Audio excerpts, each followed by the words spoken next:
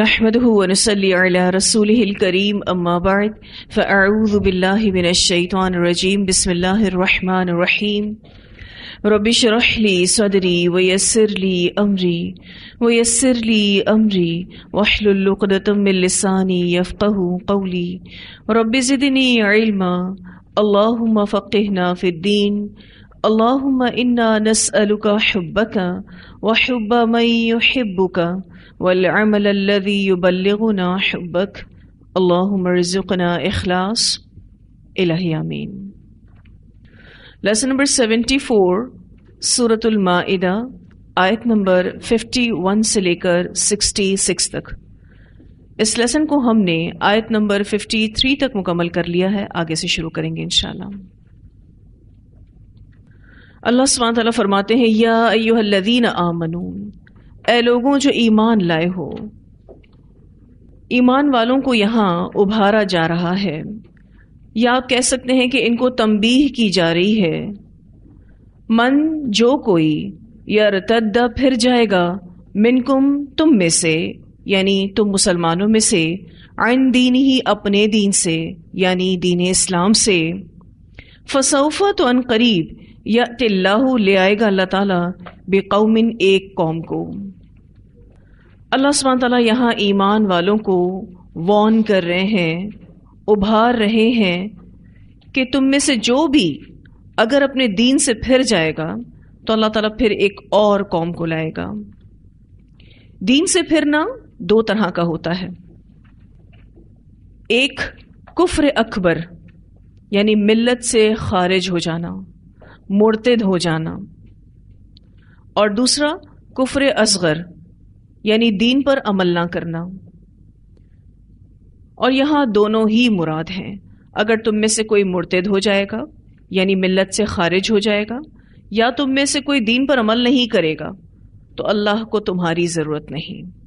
اس کے پاس بے شمار فرشتے ہیں جو اس کی عبادت کرتے ہیں، اس کے پاس پوری کائنات ہے جو اس کے آگے جھکی ہوئی ہے۔ تو جو بھی نافرمانی کرے گا، سرکشی کرے گا، دین اسلام کو چھوڑے گا، تو اللہ سبحانہ تعالیٰ کو ان کی کوئی ضرورت نہیں۔ سورہ محمد آیت نمبر 38 میں اللہ تعالیٰ فرماتے ہیں وَإِن تَتَوَلَّوْا يَسْتَبْدِلْ قَوْمًا غَيْرَكُمْ ثُمَّ لَا يَكُونُوا أَمْثَالَكُمْ، اگر تم منہ موڑو گے تو اللہ تمہاری جگہ دوسری قوم کو لائے گا، اور وہ تمہارے جیسے نہیں ہوں گے، یعنی تم سے اچھے ہوں گے۔ یہاں جو پہلا معنی ہے کفر اکبر کا کہ تم میں سے جو کوئی بھی مرتد ہو جائے گا، اس پر انشاءاللہ تعالی ہم سب سے پہلے بات کریں گے۔ دراصل اس آیت میں اللہ تعالیٰ نے ایک بڑی پیشن گوئی فرمائی ہے، ایک پریڈکشن کی ہے کہ رسول اللہ صلی اللہ علیہ وسلم کی وفات کے بعد بہت سے عرب قبائل اسلام سے مرتد ہو جائیں گے۔ اللہ سبحانہ تعالیٰ جو کہ ماضی، حال اور مستقبل سب کچھ جاننے والا ہے، اسے پہلے ہی سے معلوم تھا کہ ایسا ہوگا، اس لیے اللہ تعالیٰ نے آئندہ آنے والے حالات کے بارے میں یہ آیت نازل فرما دی۔ جب رسول اللہ صلی اللہ علیہ وسلم کی وفات ہو گئی تو اکثر قبائل عرب نے یہ سمجھا کہ اسلام کو جتنی کامیابیاں اور کامرانیاں نصیب ہوئیں، اس کا باعث صرف رسول اللہ صلی اللہ علیہ وسلم کی ذات تھی، جن پر وحی کے ذریعے مسلمانوں کے لیے حالات کے مطابق ہدایات نازل ہوتی رہتی تھیں۔ اللہ سبحانہ تعالیٰ مسلمانوں کو گائیڈنس دیتے رہتے تھے۔ اب چونکہ رسول اللہ صلی اللہ علیہ وسلم انتقال کر چکے ہیں، لہٰذا اب پھر کفر کو غلبہ نصیب ہوگا۔ جب رسول اللہ صلی اللہ علیہ وسلم فوت ہوئے تو 3 مقامات مکہ، مدینہ اور بحرین کے علاوہ تمام ممالک سے عرب قبائل کے مرتد ہونے کی خبریں آنے لگیں۔ تو عرب کے بہت سے قبائل مرتد ہو گئے، یعنی دین اسلام سے پھر گئے۔ وہ کہنے لگے ہم نماز تو پڑھیں گے لیکن زکوٰۃ نہیں دیں گے۔ اب زکوٰۃ ادا کرنے کا اور اسلام کی دوسری پابندیاں سہنے کا کیا فائدہ؟ اس وقت حضرت ابو بکر صدیق رضی اللہ تعالیٰ عنہ نے ان مرتدین سے جہاد کیا تھا۔ ابو بکر صدیق رضی اللہ تعالیٰ عنہ اور ان کے ساتھیوں نے اس فتنہ ارتداد کا خاتمہ کیا۔ اور آگے آپ اس آیت میں دیکھیں گے کہ انہی لوگوں کی کچھ صفات بھی بیان ہوں گی جن کو اللہ سبحانہ تعالیٰ نے چنا اس فتنے کو ختم کرنے کے لیے۔ جب رسول اللہ صلی اللہ علیہ وسلم کی وفات ہوئی، اس کے بعد مسلمانوں کو انتہائی نازک اور ہنگامی حالات سے دوچار ہونا پڑا۔ سب سے بڑا جو صدمہ تھا وہ یہ تھا کہ رسول اللہ صلی اللہ علیہ وسلم اب ان کے درمیان نہیں رہے۔ مسلمان آپ صلی اللہ علیہ وسلم کی وفات کے صدمے سے گزرے۔ پھر اسی حالات میں بہت سے قبائل مرتد ہو گئے جن سے جہاد لازمی تھا۔ یہاں جس فتنے کا ذکر ہے، یہاں اس آیت میں جس فتنے کا ذکر ہے وہ یہی فتنہ ہے، یعنی فتنہ ارتداد۔ نبی اکرم صلی اللہ علیہ وسلم کی زندگی میں کچھ لوگوں نے نبوت کا دعویٰ کیا تھا، حالانکہ رسول اللہ صلی اللہ علیہ وسلم زندہ تھے، جن میں سر فہرست مسیلمہ کذاب، نام سنا آپ نے؟ مسیلمہ کذاب ہے جو یمنی قبیلہ بنو حنیفہ سے تعلق رکھتا تھا۔ مختصراً یہ کہ مسیلمہ اور اس کے ماننے والوں کی سب سے پہلی مرتدین کی جماعت تھی جن سے جنگ کی گئی۔ جنگ ان سے رسول اللہ صلی اللہ علیہ وسلم کی وفات کے بعد ہوئی، لیکن مسیلمہ کذاب نے رسول اللہ صلی اللہ علیہ وسلم کی زندگی کے آخری ایام میں ہی نبوت کا دعویٰ کر دیا تھا۔ جب رسول اللہ صلی اللہ علیہ وسلم فوت ہو گئے تو حضرت ابو بکر صدیق رضی اللہ تعالیٰ عنہ امیر المومنین بنے۔ حضرت ابو بکر صدیق اور ان کے ساتھیوں نے پھر مسیلمہ کذاب سے جنگ کی تھی۔ یہ قبیلہ مسیلمہ کذاب کا جو بنو حنیفہ کہلاتا تھا، یہ لوگ بڑے جنگجو اور دلیر تھے، بڑی بے جگری سے لڑے، لیکن اللہ سبحانہ تعالیٰ نے مسلمانوں کو جیت نصیب کی۔ مسیلمہ کذاب کو وحشی بن حرب رضی اللہ تعالیٰ عنہ نے مارا۔ یہ وہی وحشی بن حرب ہیں جس نے جنگ احد میں رسول اللہ صلی اللہ علیہ وسلم کے چچا حضرت حمزہ رضی اللہ تعالیٰ عنہ کو شہید کیا تھا۔ اس وقت یہ کافروں میں سے تھے۔ اس جنگ میں جو مسیلمہ کذاب کے ساتھ ہوئی تھی، وحشی بن حرب نے کفارے کے طور پر اسی حربے سے مسیلمہ کو قتل کیا، اور یہ بات بخاری کی روایت میں آتی ہے۔ یعنی مسیلمہ کذاب کو مار کے وحشی بن حرب نے اپنے اس گناہ کی تلافی کرنا چاہی جو ماضی میں ان سے ہو گیا تھا۔ یہ وحشی بن حرب رضی اللہ تعالیٰ عنہ مسلمان ہو گئے تھے۔ حضرت وحشی رضی اللہ تعالیٰ عنہ نے آپ صلی اللہ علیہ وسلم سے عرض کی، جب آپ صلی اللہ علیہ وسلم نے ان سے پوچھا تھا کہ تم نے حمزہ کو شہید کیا؟ انہوں نے جواب دیا، جی ہاں، اللہ کا شکر ہے کہ اس نے میرے ہاتھ سے انہیں یعنی حمزہ رضی اللہ تعالیٰ عنہ کو عزت بخشی، یعنی ان کو شہادت کا مرتبہ ملا، اور مجھے ان کے ہاتھوں ذلیل ہونے سے بچایا، یعنی حالت کفر میں مرنے سے بچایا۔ اسے المعجم الکبیر للطبرانی نے روایت کیا ہے۔ وحشی بن حرب جو تھے، جب مسلمان نہیں تھے، کافروں میں سے تھے، تو حضرت حمزہ کو مارا، شہید کر دیا۔ تو حضرت حمزہ کو اللہ تعالیٰ نے وحشی بن حرب کے ہاتھوں عزت بخشی، شہادت کا مرتبہ بخشا۔ اگر اس کے برعکس بات ہو جاتی، حضرت حمزہ وحشی بن حرب کو مار دیتے تو کیا ہوتا؟ ظاہر ہے وہ کل قیامت کے دن ذلت کے ساتھ اٹھتے، کیونکہ وہ اس وقت کافروں میں سے تھے۔ پھر اللہ سبحانہ تعالیٰ نے ان کو ہدایت دی، یہ مسلمان ہوئے، پھر مسیلمہ کذاب کے ساتھ جو جنگ ہوئی اس میں شامل ہوئے۔ تو جتنا بڑا گناہ کیا تھا حضرت حمزہ کو شہید کر کے، اتنا ہی بڑا فائدہ اسلام کو پہنچایا مسیلمہ کذاب کو مار کے۔ پھر دوسرا شخص جس نے نبوت کا دعویٰ کیا تھا وہ اسود عنسی تھا۔ ایک دفعہ آپ صلی اللہ علیہ وسلم نے فرمایا کہ میں نے خواب دیکھا کہ میرے ہاتھ میں 2 سونے کے کنگن ہیں، اس بات سے مجھے فکر لاحق ہو گئی، پھر خواب ہی میں مجھے کہا گیا کہ ان پر پھونک مارو۔ میں نے پھونک ماری تو وہ دونوں اڑ گئے۔ اس کی تعبیر یہی ہے کہ میرے بعد 2 جھوٹے نبی نکلیں گے، ان میں سے ایک اسود عنسی اور دوسرا مسلمہ کذاب یمامہ والا. اسے بخاری نے روایت کیا ہے. یعنی نبی اکرم صلی اللہ علیہ وسلم کو خواب میں یہ بات بتا دی گئی تھی کہ آپ کی زندگی میں ہی 2 لوگ نبوت کا دعویٰ کریں گے.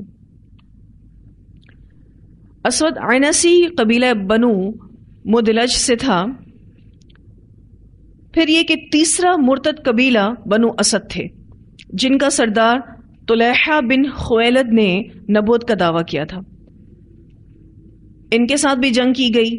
وہ شکست کھا کر ملک شام بھاگ گیا. پھر انہوں نے اسلام قبول کر لیا تھا اور سچی توبہ کر لی تھی. یہ وہ 3 قبائل تھے جنہوں نے آپ صلی اللہ علیہ وسلم کی زندگی کے آخری ایام میں ارتداد اختیار کیا، جن سے بروقت جنگ کی گئی اور فتنہ ارتداد کو ختم کیا گیا، اور یہ شرف حضرت ابو بکر صدیق رضی اللہ تعالیٰ عنہ کو نصیب ہوا. پھر حضرت ابو بکر صدیق رضی اللہ تعالیٰ عنہ کے عہد میں 7 قبائل نے ارتداد کیا، جن سے حضرت ابو بکر صدیق رضی اللہ تعالیٰ عنہ نے جنگ کی اور ان کا خاتمہ کیا. تو اس آیت میں اسی فتنہ ارتداد کی پیشن گوئی بیان ہوئی ہے، اور آگے یہ بھی بتایا جائے گا کہ جو اس فتنہ ارتداد کا خاتمہ کریں گے ان لوگوں کی یہ صفات ہوں گی. یعنی مرتدین کے مقابلے میں اللہ جن لوگوں کو کھڑا کرے گا وہ اس طرح کی صفات کے مالک ہوں گے جن میں آپ آگے پڑھیں گے کہ اللہ ان سے محبت کرتا ہے، وہ اللہ سے محبت کرتے ہیں، وہ مومنوں پر نرم ہیں، وہ کافروں پر بڑے سخت ہیں، اللہ کی راہ میں جہاد کرتے ہیں اور کسی ملامت کرنے والے کی ملامت سے نہیں ڈرتے. ان صفات کو ہم تفصیلاً پڑھیں گے. اس سے پہلے ہم اس دوسرے معنی پر آتے ہیں کہ جس کا ذکر میں نے آپ سے کیا کہ من یرتد منکم عن دینہ کا دوسرا معنی کفر اصغر ہے، یعنی دین پر عمل نہ کرنا. اب اگر کوئی مسلمان ہے لیکن دین پر عمل نہیں کرتا تو اللہ سبحانہ تعالیٰ کو اس کی کوئی ضرورت نہیں. ویسے بھی اللہ سبحانہ تعالیٰ بے نیاز بادشاہ ہے، اس کو ہماری عبادتوں کی کیا ضرورت ہے؟ وہ کسی کا محتاج نہیں. ہم عبادت کرتے ہیں، ہم اللہ تعالیٰ کی فرما برداری کرتے ہیں تو اس میں ہمارا ہی فائدہ ہے. ساری کائنات اس کے آگے جھکی ہوئی ہے. ہمارا نافرمانی کرنا، ہمارا کسی حکم کو نہ ماننا، سرکشی کرنا، دین کے طریقے کو چھوڑنا، سنتوں کو چھوڑنا، اللہ کو اس سے کچھ فرق نہیں پڑتا. ہم خود اپنی آخرت کو برباد کر رہے ہوتے ہیں. پھر یہ کہ دین سیکھنے سکھانے سے بھاگنا، عبادتوں سے بھاگنا، دین پر عمل کرنے سے بھاگنا، یاد رکھیں ہم سب کہ یہ ہمارے اپنے لیے نقصان دہ ہے. اللہ تو بے نیاز ہے. اگر میں نے اور آپ نے اپنی یہ جگہ چھوڑی تو اللہ سبحانہ تعالیٰ کسی دوسرے کو لے آئے گا اور وہ ہمارے جیسے نہیں ہوں گے. کہنے کا کیا مطلب ہے؟ ہم سے اچھے ہوں گے. اور جب ریپلیسمنٹ اچھی ہوتی ہے تو پہلے والوں کو کوئی یاد نہیں کرتا. ہمیں تو ایسے آثار چھوڑنے ہیں کہ اگر ہم اس دنیا سے جائیں تو اللہ کے بندے ہماری یاد میں روئیں. وہ ہمارے جانے کے بعد یہ کہیں کہ یہ لوگ دین کو بڑا فائدہ پہنچاتے تھے، ان کے جانے سے دین کو بڑا نقصان ہوا. آسمان بھی روئے اور زمین بھی روئے. آپ کو پتا ہے نا، مومنین نیکوکار لوگ جب اس دنیا سے رخصت ہوتے ہیں تو آسمان بھی روتا ہے اور زمین بھی روتی ہے، کیونکہ ان کی وجہ سے بڑی خیر و برکت اس دنیا پر نازل ہو رہی ہوتی ہے. اور جب وہ چلے جاتے ہیں تو پھر وہ برکتیں اور رحمتیں بھی انہی کے ساتھ رخصت ہو جاتی ہیں. تو اگر میں نے اور آپ نے اپنی جگہ چھوڑی، وہ جگہ جو اللہ تعالیٰ نے ہمیں الحمدللہ عطا کی، ہم دین سیکھ سکھا رہے ہیں، تو پھر ہماری جگہ اللہ تعالیٰ کسی اور کو لائے گا، اور ایسے بندے کو لائے گا جو اتنا اچھا ہوگا کہ لوگوں کو کبھی ہماری یاد نہیں آئیں گی. جب ہم دین پر استقامت اختیار کرتے ہیں تو اس کا سب سے بڑا تحفہ ہمیں اللہ کی محبت نصیب ہوتی ہے. جب اللہ تعالیٰ کسی سے محبت کرتے ہیں تو اس کے وارے نیارے ہیں، یعنی اس کے ہر بگڑے کام بننا شروع ہو جاتے ہیں. اس کی دنیا بھی اچھی ہوتی ہے اور اس کی انشاءاللہ آخرت بھی اچھی ہوگی. تو ہم سب کو یہ بات یاد رکھنی ہے کہ ہمیں اللہ کی ضرورت ہے، اللہ کو ہماری ضرورت نہیں ہے. اور اللہ سے دعا کرنی ہے کہ اللہ تعالیٰ تو اپنی محبت دیگر تمام محبتوں سے بڑھ کر کر دے. اگر ہمیں اللہ سے محبت ہے تو ہم ہر اس کام سے محبت کریں گے جو اللہ کو پسند ہے. ہم ہر اس عمل کو کرنے کی کوشش کریں گے جو اللہ تعالیٰ کو پسند ہے.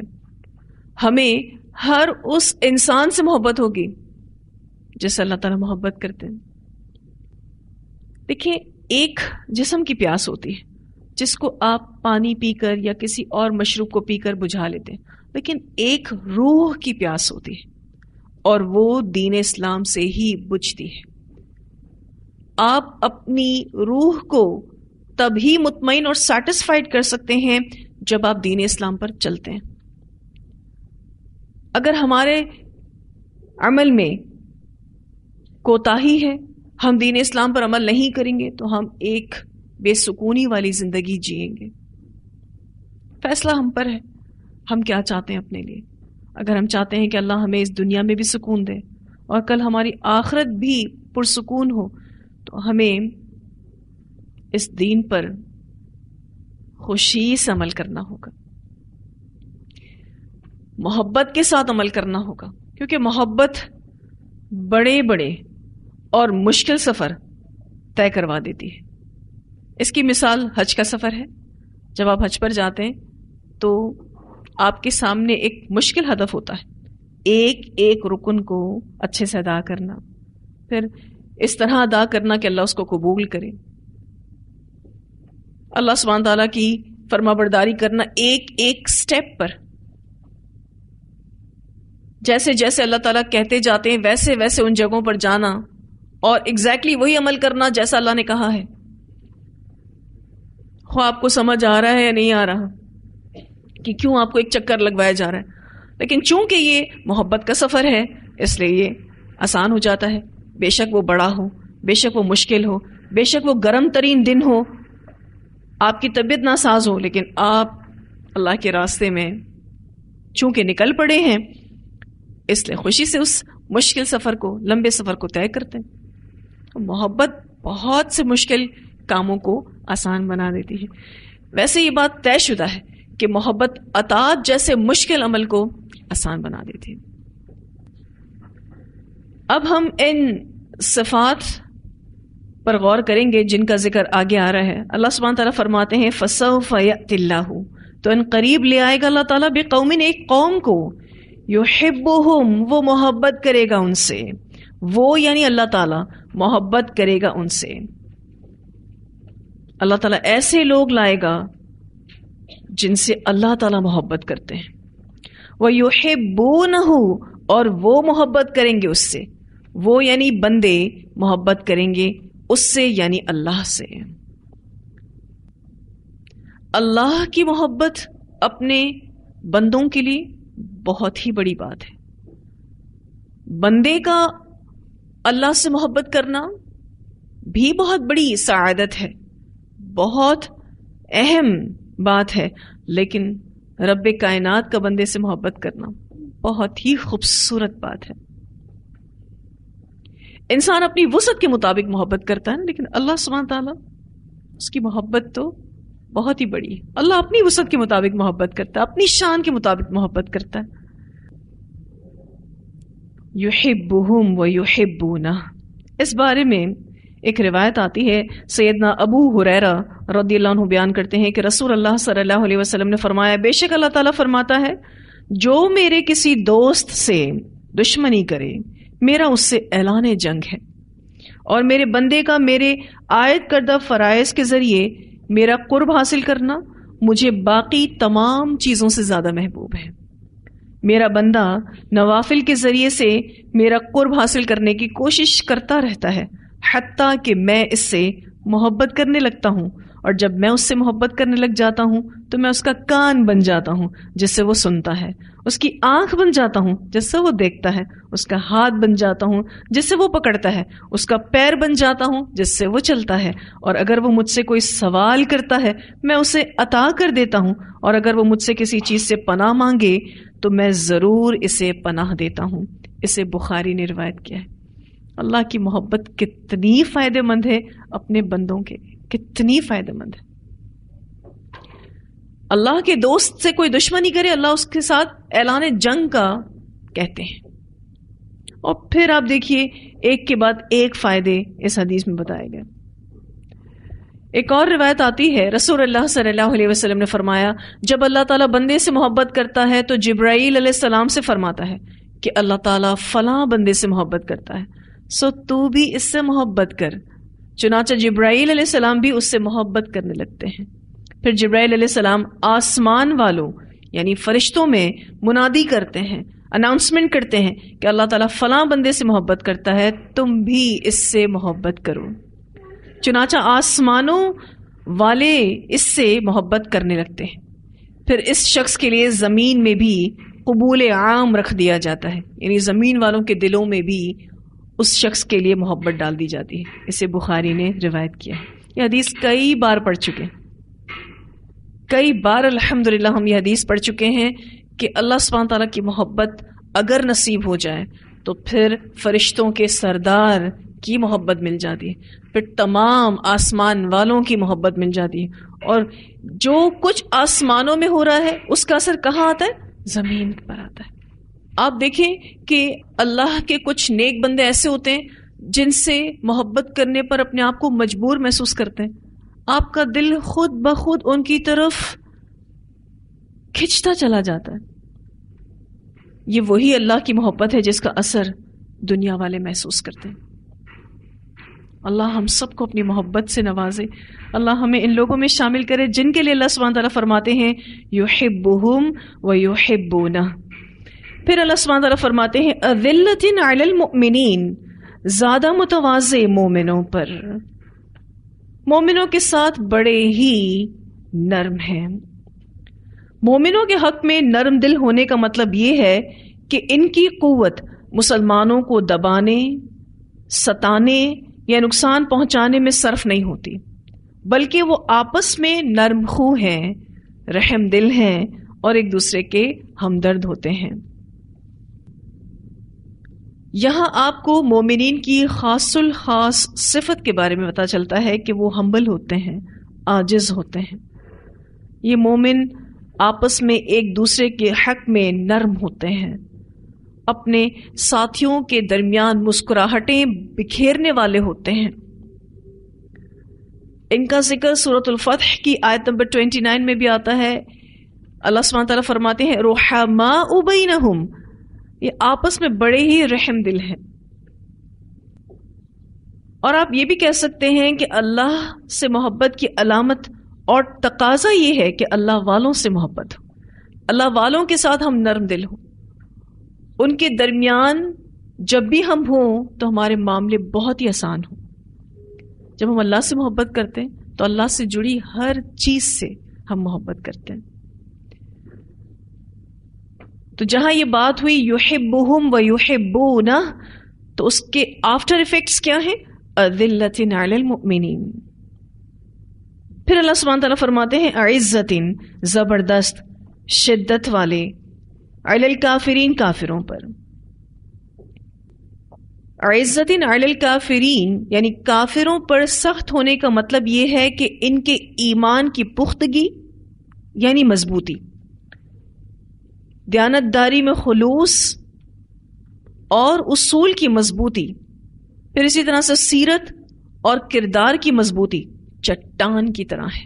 یہ دین کے ساتھ کوئی سمجھوتا نہیں کرتے، کافروں پر بڑے ہی شدید ہیں، یعنی دین کے معاملے میں کوئی سمجھوتا نہیں، ایمان کے بڑے پختہ کار لوگ ہیں، دیانتداری میں خلوص اختیار کیے ہوئے ہیں، اصول کی مضبوطی اختیار کیے ہوئے ہیں، پھر اسی طرح سے سیرت اور کردار میں بھی چٹان کی طرح مضبوط ہیں۔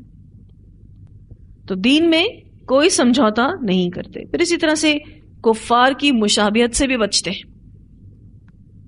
کافروں کے معاملے میں فرم ہیں، مضبوط ہیں، شدید ہیں. پھر یہ کہ دشمنوں سے سخت جنگ کرنے والے ہیں. ایک معنی یہ بھی آتا ہے کہ دشمنوں سے جب جنگ کرنی پڑے تو بڑے ہی شدید ہیں. مومنین کی اس صفت کا ذکر سورۃ الفتح کی آیت نمبر 29 میں ان الفاظوں کے ساتھ دہرائی گئی ہے، اشداء علی الکفار، شدید ہیں کس پر؟ کافروں پر. کمپرومائز نہیں کرتے دین کے ساتھ، اور یہ بھی اللہ سے محبت کی علامت ہے. جب ہم اللہ سے محبت کرتے ہیں تو اس کے دین سے محبت کرتے ہیں، پھر ہم دین کے ساتھ کوئی سمجھوتا نہیں کرتے. یہاں عزت علی الکافرین کا ہرگز یہ مطلب نہیں کہ وہ کافروں سے بد مزاجی اور بد اخلاقی سے پیش آتے ہیں یا انہیں برا بھلا کہتے ہیں، یا جب انہیں دیکھتے ہیں تو غصے اور نفرت کا اظہار کرتے ہیں. مومن ایسے برے اخلاق سے پاک ہوتا ہے.